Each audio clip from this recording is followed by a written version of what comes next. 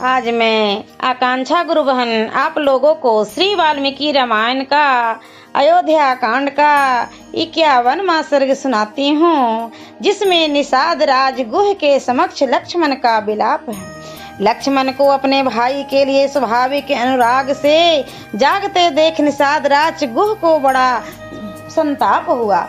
उसने रघुकुल नंदन लक्ष्मण से कहा, तात राजकुमार, तुम्हारे लिए यह आराम देने वाली सैया तैयार है, इस पर सुख पूर्वक सोकर भली भांति विश्राम कर लो।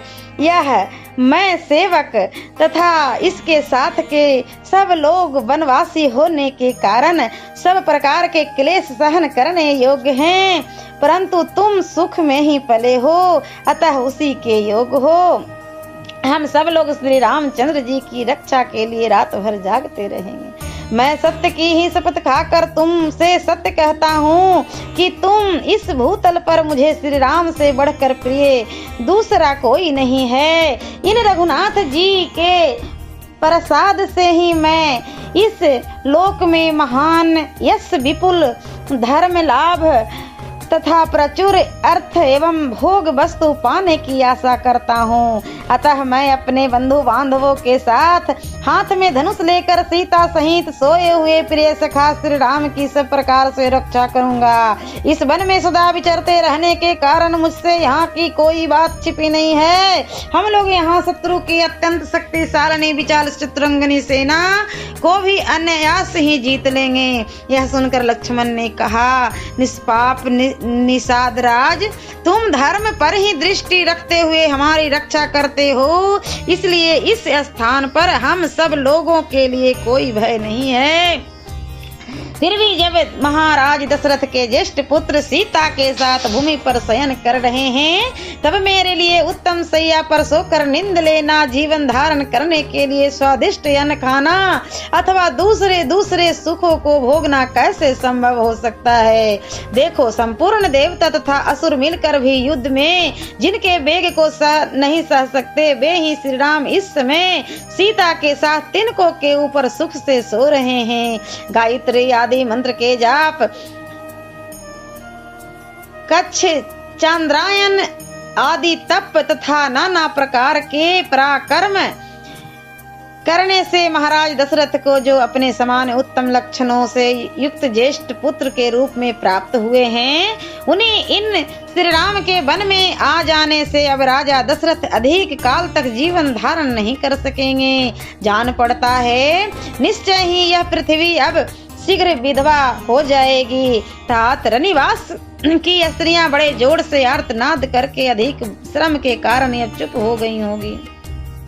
मैं समझता हूँ राजभवन का हाहाकार और चित्कार अब शांत हो गया होगा। महारानी कौशल्या, राजा दशरथ तथा मेरी माता सुमित्रा, ये सब लोग आज की रात तक जीवित रहेंगे या नहीं, यह मैं नहीं कह सकता। शत्रुघ्न की बाट देखने के कारण संभव है मेरी माता जीवित रह जाएं, परंतु यदि वीर जननी कौशल्या श्री राम के विरह में नष्ट हो जाएंगी तो यह हम लोगों के लिए बड़े दुख की बात होगी, जिसमें श्री राम के अनुरागी मनुष्य भरे हुए हैं तथा जो सदा सुख का दर्शन रूप प्रिय वस्तु की प्राप्त करने वाली रही है, वह अयोध्यापुरी राजा दशरथ के निधन जनित दुख से युक्त होकर नष्ट हो जाएगी। महाराज की इच्छा थी कि श्री राम को राज पर आसिक्त करूं। अपने उस मनोरथ को न पाकर श्री राम को राज पर स्थापित किए बिना ही हाय मेरा सब कुछ नष्ट हो गया ऐसे कहते हुए मेरे पिताजी अपने प्राणों को परित्याग कर देंगे। उनकी उस मृत्यु का समय उपस्थित होने पर जो लोग रहेंगे, मेरे मरे हुए पिता रघुकुल शिरोमणि दशरथ का सभी प्रेत कार्यों में संस्कार करेंगे, वे ही सफल मनोरथ और भाग्यशाली। क्या मेरे पिता महाराज दशरथ हम लोगों के लौटने तक जीवित रहेंगे? क्या वनवास से लौटकर उन उत्तम व्रतधारी महात्मा का हम फिर दर्शन करेंगे। इस प्रकार दुख से आर्त होकर विलाप करते हुए महामना राजकुमार लक्ष्मण को वह सारी रातें जागते हैं बीती। प्रजा के हित में संलग्न रहने वाले राजकुमार लक्ष्मण जब बड़े भाई के प्रति सौहार्द बस उपयुक्त रूप से यथार्थ बात कह रहे थे, उस समय उसे सुनकर निषाद राजगृह दुख से पीड़ित हो उठा और व्यथा से व्याकुल हो ज्वर से आतुर हुए हाथी की भांति आंसू बहाने लगा। श्यावरे रामचंद्र की जय। और मैं अगले वीडियो में अयोध्या कांड का 52वां सर्ग सुनाऊंगी।